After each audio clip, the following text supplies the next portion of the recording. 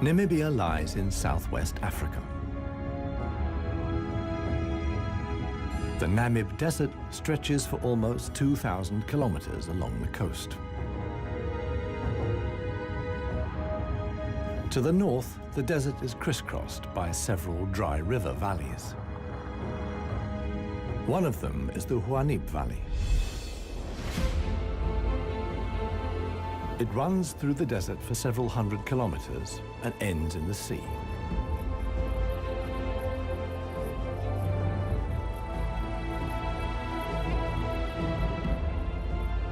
Water flows here once, at most twice a year. Only deep-rooted plants like anna trees can survive here. Only here, within the valley, can mammals exist in the long term. It is the home of the desert elephants.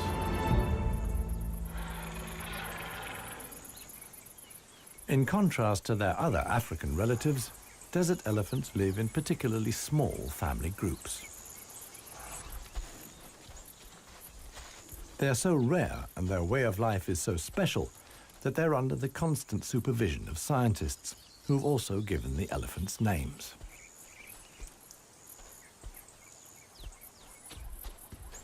The head of this family is alpha cow Clarissa.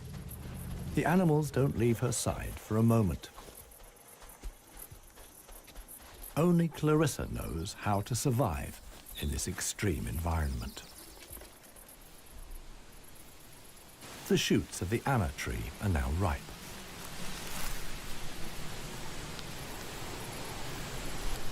The pods contain protein-rich seeds.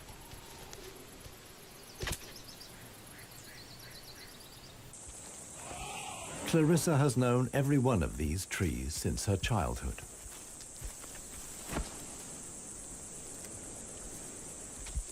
Even the youngest, Maya, tries the shoots. Here, however, experienced trunk tip control is required. It's easier for her to get the protein she needs from her mother's milk. Desert elephants only have half the number of calves as other elephants. The male animals stay with their mother's family until they reach sexual maturity. With mock fights, they prepare for life without the protection of the females. Adult bull elephants are loners or travel in small groups. Jappy is the most skillful of them.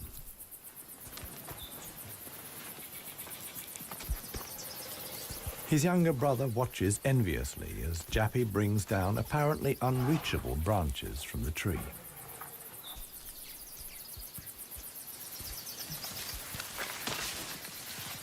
In the valley, Jappy is well known for such tricks.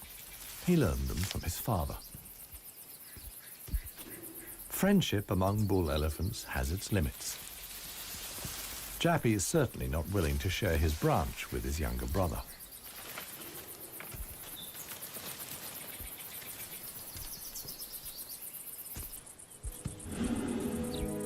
Their father, One Tusk, is now nearly 60 years old.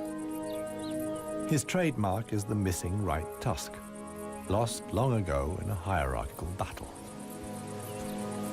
For years, he was the undisputed king of the Huanib. Now he lives in seclusion. One Tusk's legs are weak. He can no longer keep up. The aging bull is already being watched by a male jackal, which lives in the Huanib Valley with its partner. Jackals mostly hunt smaller animals, but they wouldn't turn their noses up at a dead elephant.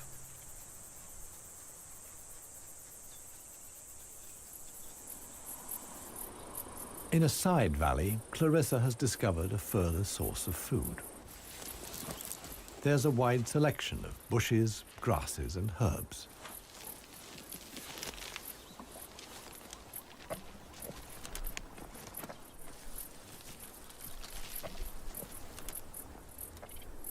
The elephants' climbing skills far surpass those of their savanna-dwelling relatives. This too is a form of adaptation to their special habitat.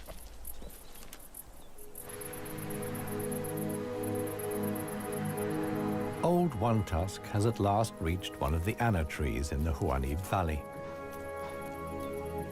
But Clarissa and co haven't left very much for him to eat. He desperately searches for something edible in the remnants. In vain.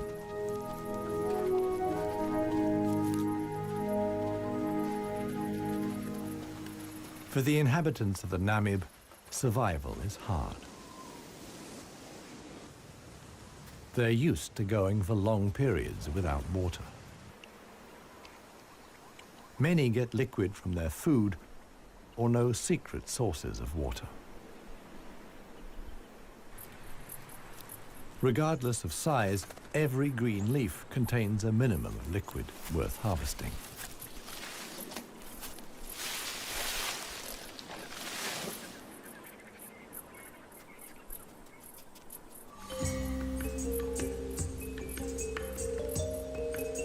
Outside the dry river valleys, there is scarcely any vegetation.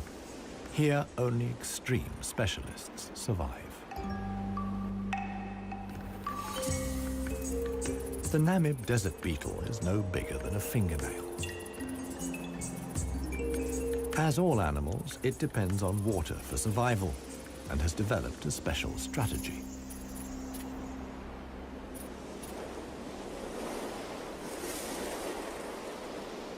Even the tiniest traces of dampness in the air condense on its carapace.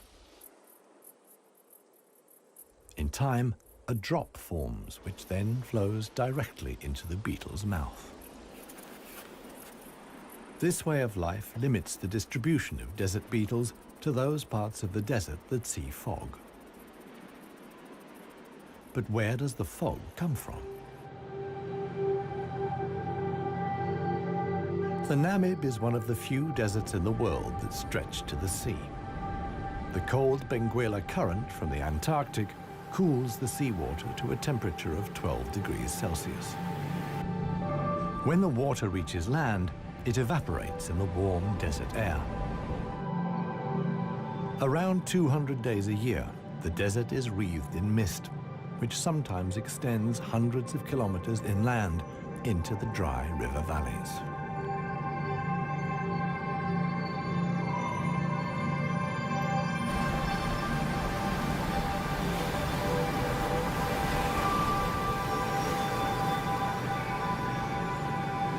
The Benguela current doesn't only bring fog, it's also rich in fish.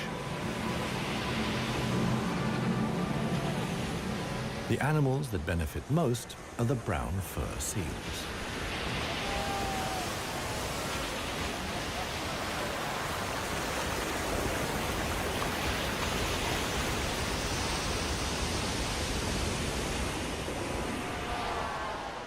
Their colonies are often home to 100,000 animals.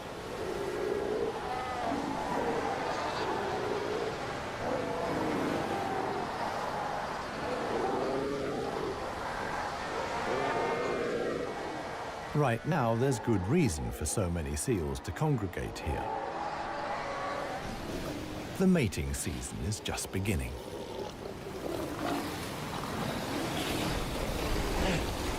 Everywhere, bulls are fighting for the right to mate.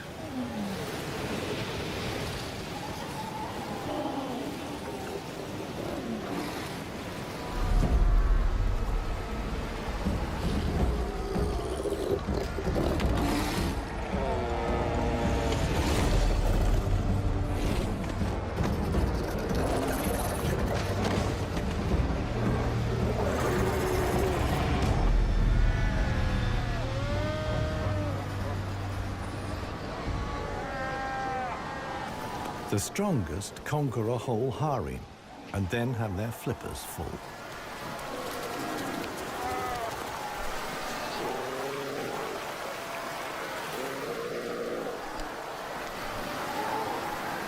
After mating, the males disappear into the sea. They're not involved in bringing up the young. The fog sometimes penetrates as far as the Huanib Valley.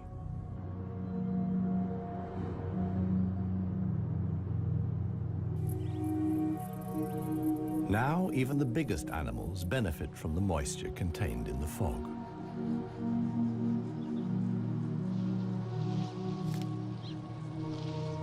Jappy and his brother can take on a lot of liquid from the drops of dew on the plants they eat. This allows the elephants to go without water for up to 4 days at a time. The pair are still on the move together. This will soon change.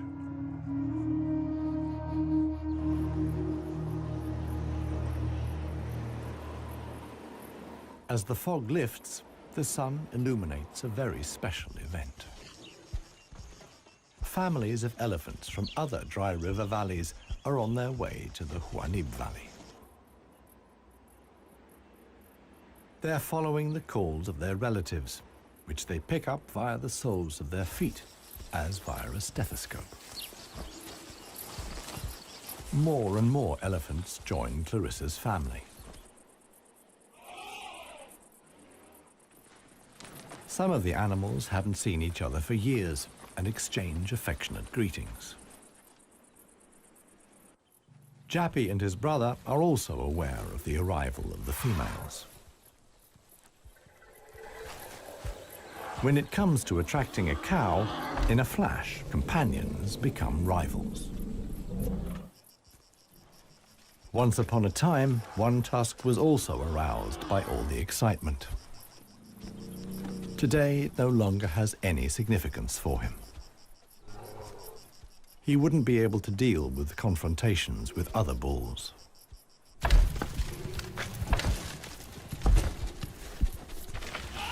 His sons and grandsons, on the other hand, are very excited.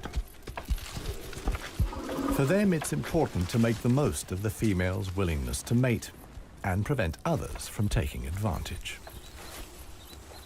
In the end, however, Jappy only manages to achieve his goal by means of a trick. He abducts the alpha cow, Clarissa.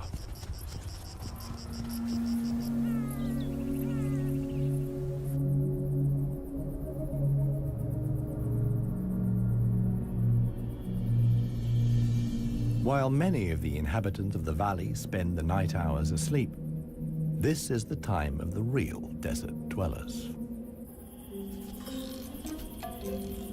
The Namib sand gecko is only active at night.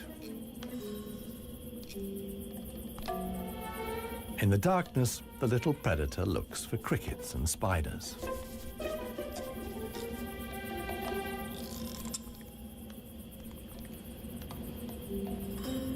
Like a frog's, its toes are webbed.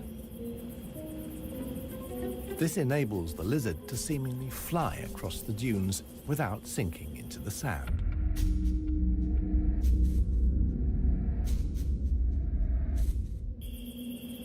But it also needs to be on the lookout.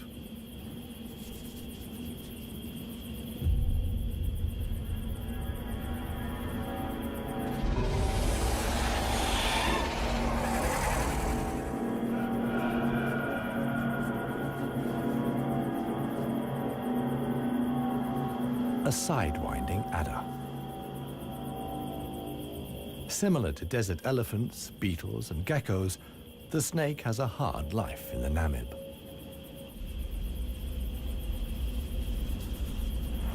It has to hunt successfully to survive.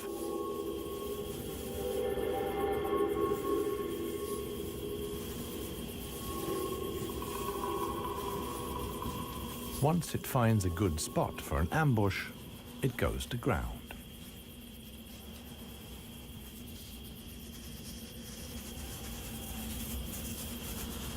The snake is a predator that lies in wait for its prey, relying completely on its camouflage.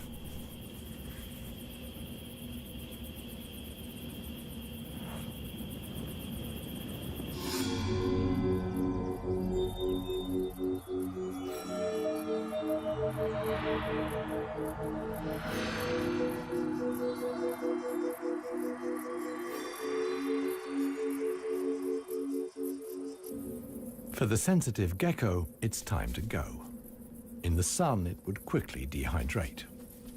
Here, too, webbed feet come in handy. The lizard uses its legs as scoops to quickly dig out astonishing underground passages. It can make tunnels 1 meter long into the ground.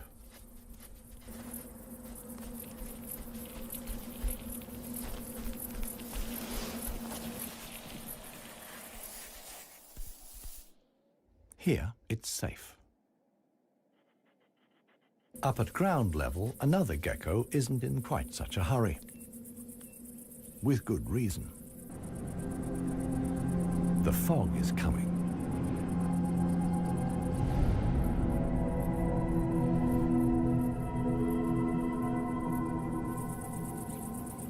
The lizard's large, mirror-like eye surfaces allow the fog to condense here. At last, water.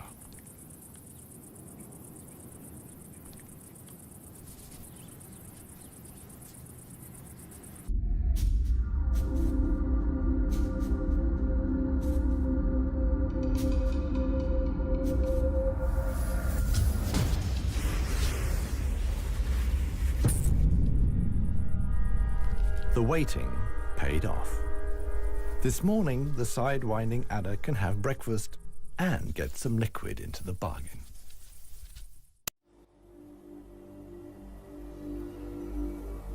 The Namibian winter is coming to an end, and with it, the mild climate brought by the fog. Relentless heat descends on the Huanib Valley. 40 degrees Celsius in the shade. This is approaching the limit for even Clarissa's family.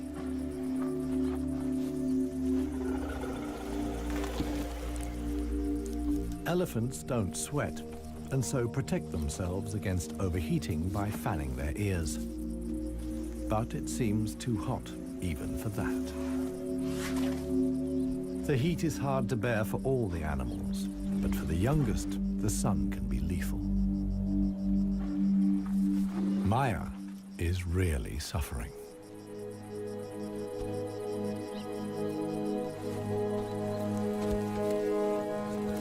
One tusk mobilizes all his efforts for one last attempt at an anna tree. But he no longer has the strength. Exhausted, he withdraws to the shade. During his long life, his legs have carried him more than 400,000 kilometers. As with most bull elephants, the last few steps he will take alone. Despite the heat, Clarissa can't afford to take a break. She urges her family to move on. Desert elephants have to spend up to 20 hours a day eating 200 kilos of plant material.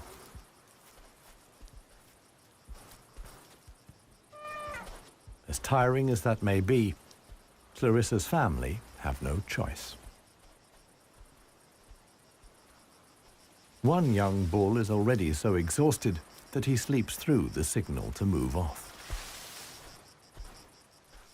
He only wakes up when the other elephants are already out of sight.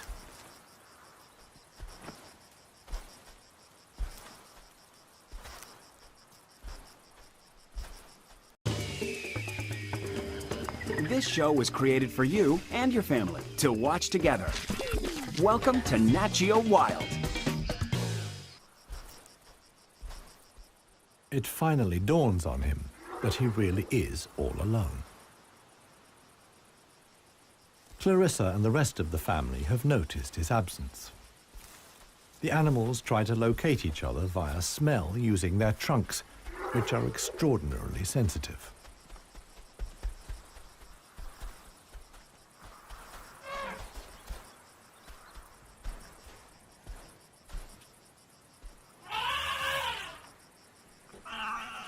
In the end, it's Maya who gives the decisive call.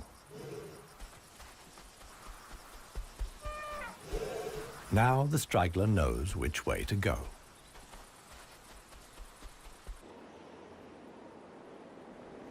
The extremely dry period shows no sign of coming to an end. 1 week later, the heat and the elephants have combined to decimate the plant life in the Huanim Valley. Vultures take up positions on the trees on the edge of the valley. Their time will come when the other animals can find nothing more to eat.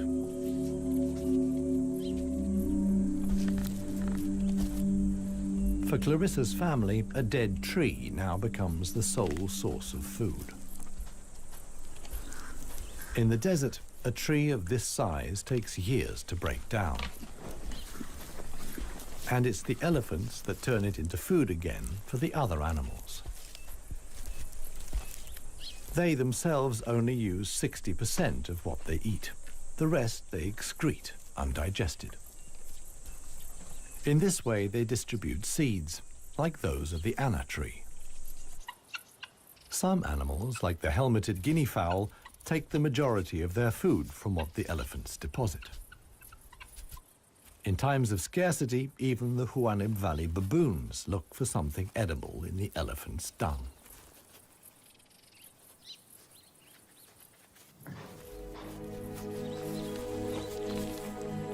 Old One Tusk has one more go at the wood.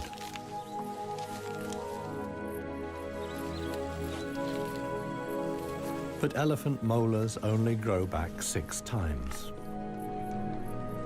One Tusk's teeth are worn out, and his attempt to eat wood the way he used to is doomed to failure.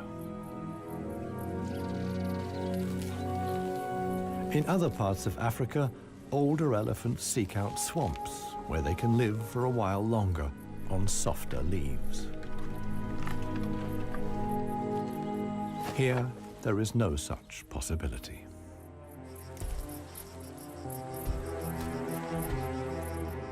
For Clarissa, too, the situation is becoming threatening. She and her family must leave the valley and seek food and water elsewhere. Other families join the trek.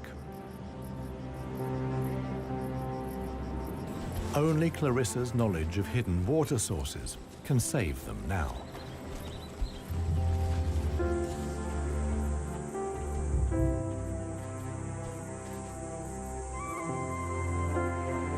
Scarcely any animals are left in the valley. Even the jackals are leaving. In their search for food, they will move along the Huanim Valley until they reach the coast. Only One Tusk is too old and too tired for the trek. The one thing that could save him now is rain that would let soft grass grow. With this slim hope, he remains behind.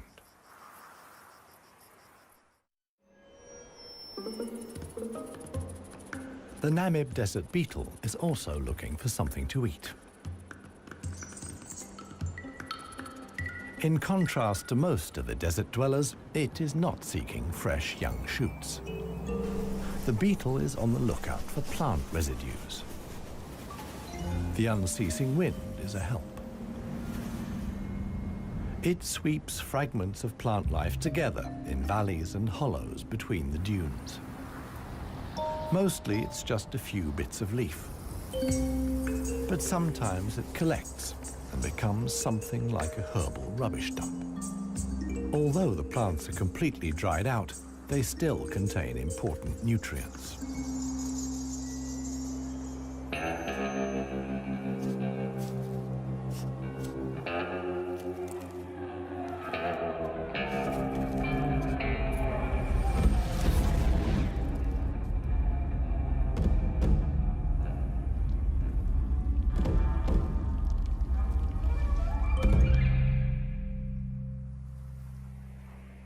The Namakwa chameleon is one of the most dangerous hunters in the Namib desert. For desert beetles, at any rate. But the beetles don't usually make it quite so easy.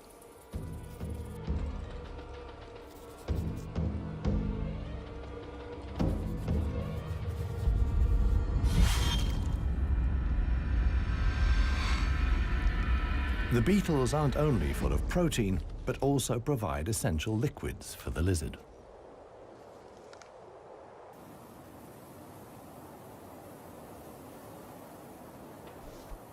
Namaqua chameleons are the biggest reptiles the Namib can support.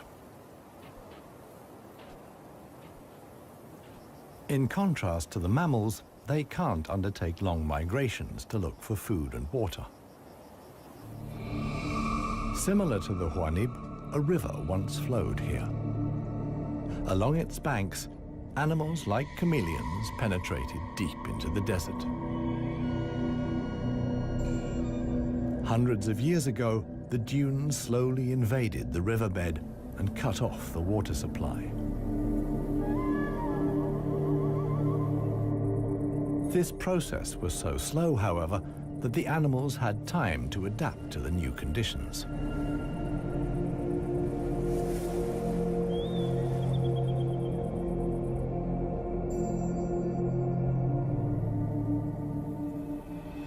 The mammals didn't need such a long period of adaptation. Their ability to migrate over long distances enabled them to conquer the desert much more quickly.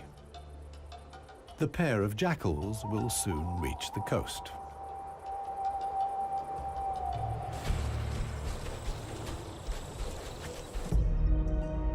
Clarissa, meanwhile, is still searching for water. Little Maya is already exhausted.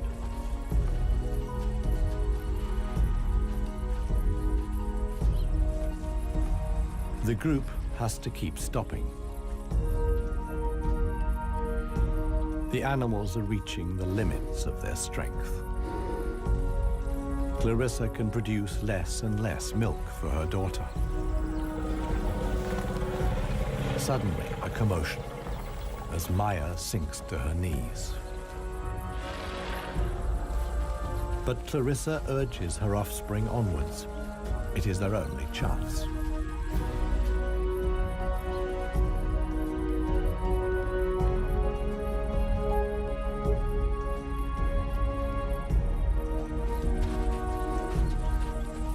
As dusk falls, they finally arrive.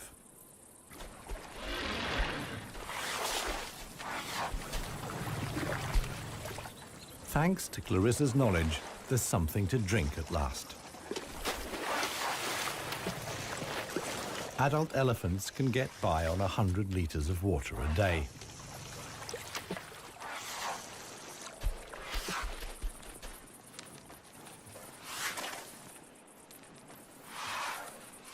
The subsequent dust bath serves to protect the elephant's skin from the relentless sun.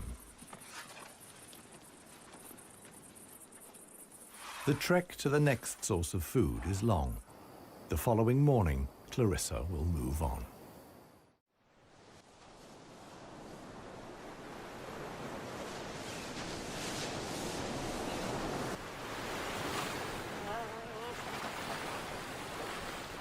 The jackals have finally reached the sea and move southwards along the coast.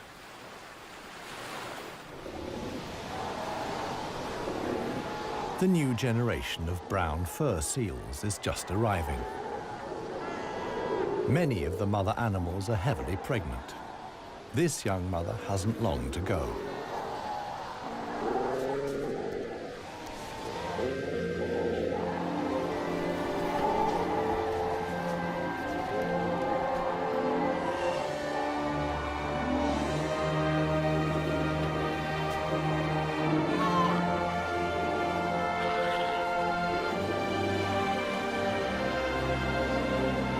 The mother at once welcomes her offspring into the world.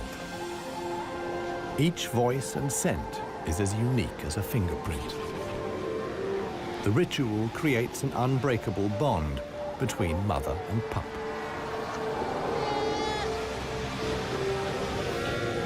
Directly after the birth, the pup has to be suckled.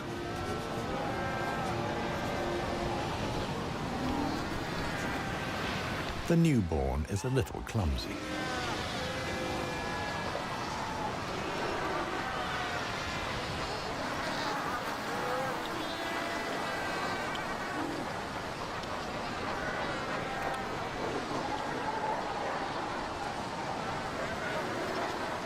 The young mother is not alone. Tens of thousands of other females have also given birth. Space is at a premium in the colony, a risky situation for the babies.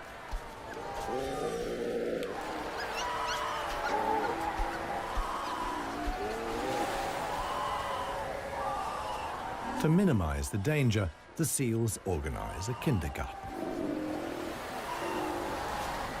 Many of the mother animals leave their newly born pups here.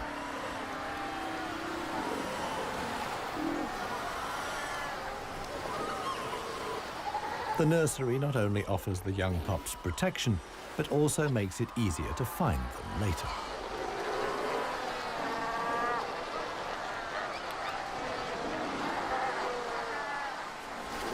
The mother seals have to go out hunting every day to make sure their milk is nutritious enough for the young.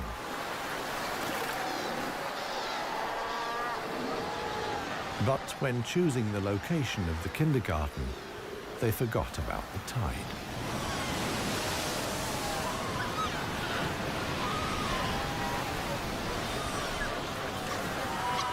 The pups fight desperately against the onslaught of the waves. The baby is washed out to sea, along with the other newborn seals.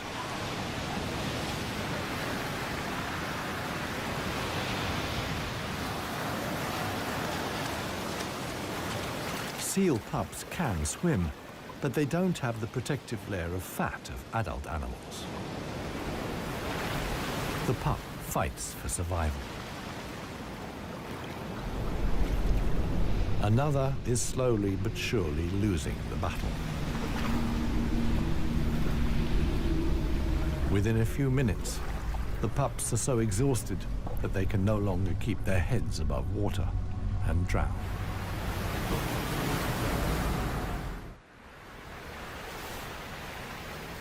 The next morning reveals how great the danger posed by the sea is for the seal pups.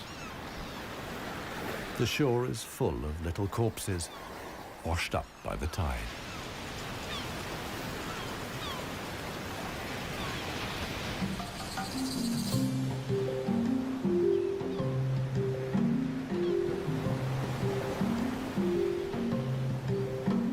The jackals from the Huanib. The pair have traveled hundreds of kilometers from the arid valley.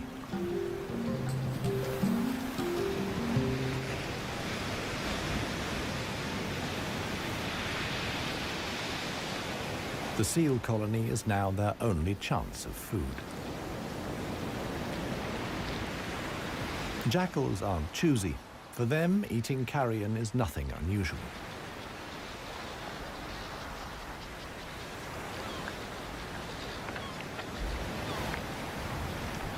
They'll be spending the coming weeks at the seal colony.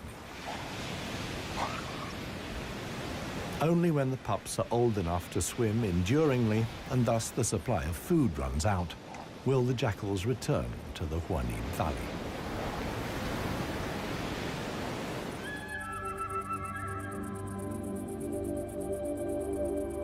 It's not only the jackals that undertake such long treks.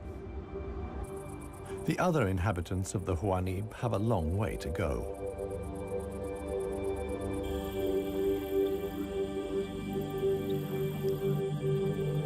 An oasis hidden deep in the desert. Oasis.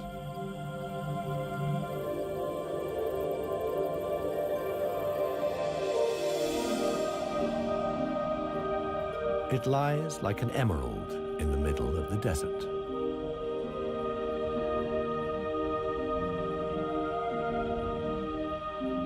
A thin band of loose vegetation lines the watering hole.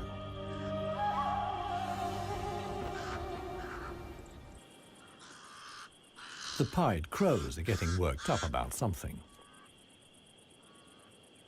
Visitors. Big visitors. the legendary desert lions.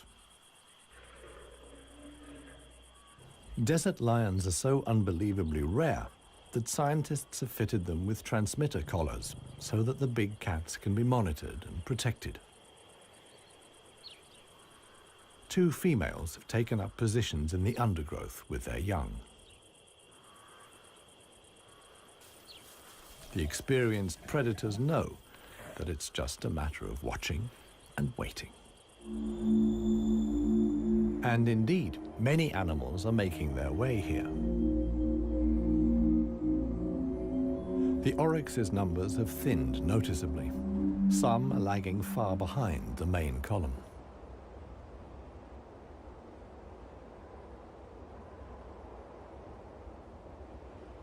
After more than 10 days' trek, the first animals finally reach the source. Cautiously, they approach the steep bank. They're in danger of sinking into the soft ground.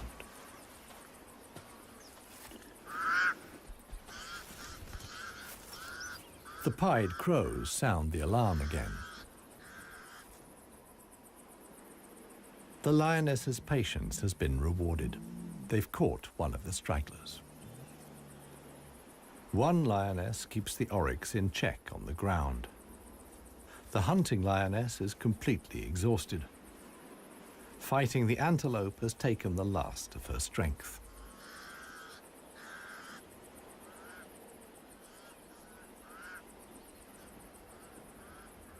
She drags herself back to the bushes to get her cubs.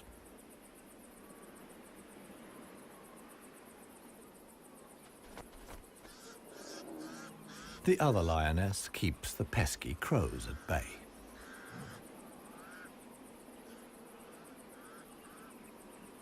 Luckily for the huntress, the cubs quickly grasp the situation. They can hardly wait to get their teeth into some fresh food. All the animals here are fighting for survival. The lionesses won this round. They've enough food now to last the coming weeks.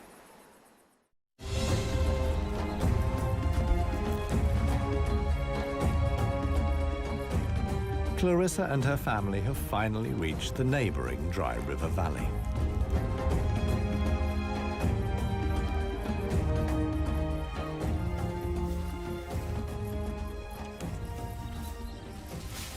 The experienced cow knew instinctively that in times of drought, there was some precious greenery here to feed on. The exhausted animals can at last fill their stomachs again.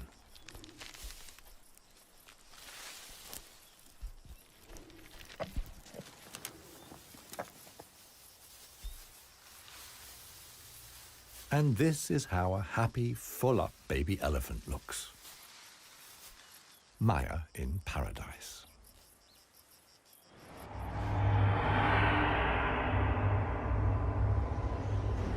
A strong wind blows in from the coast, and sandstorms form in the hinterland.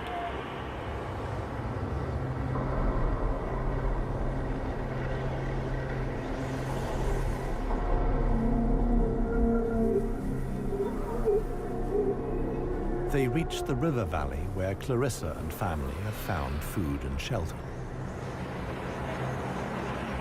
Sandstorms like these are the harbingers of heavy rain.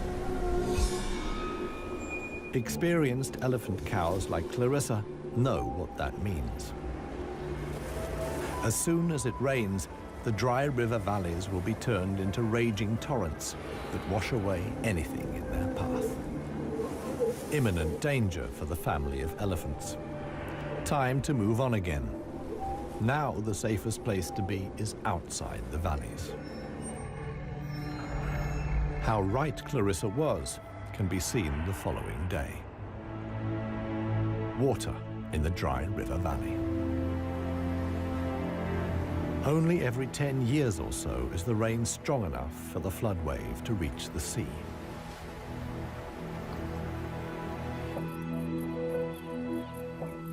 Just a few days later, the first green shoots begin the transformation of the dry river valleys.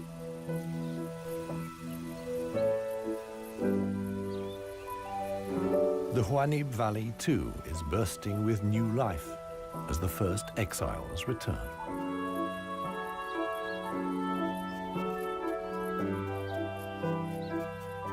For one animal, however, the rain came too late. Old One Tusk succumbed to hunger before the first drops fell. The jackals find his body on the edge of the valley.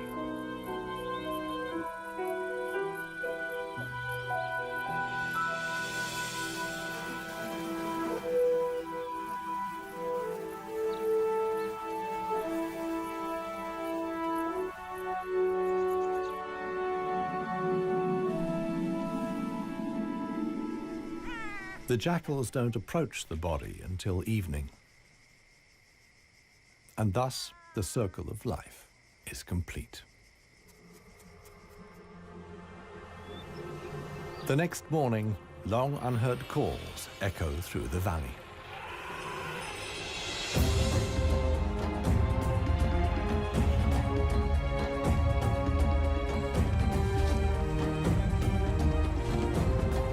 Clarissa is back. Her family survived the floods unscathed. Maya, too, is thriving. At last, the newly greened Huanib Valley comes into view.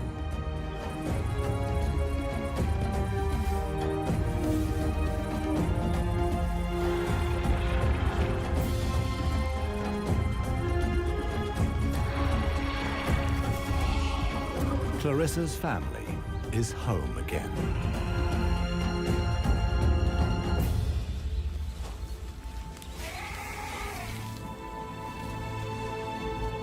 Jappy will pass on the genes of his father, One Tusk, and with them, his strength and intelligence.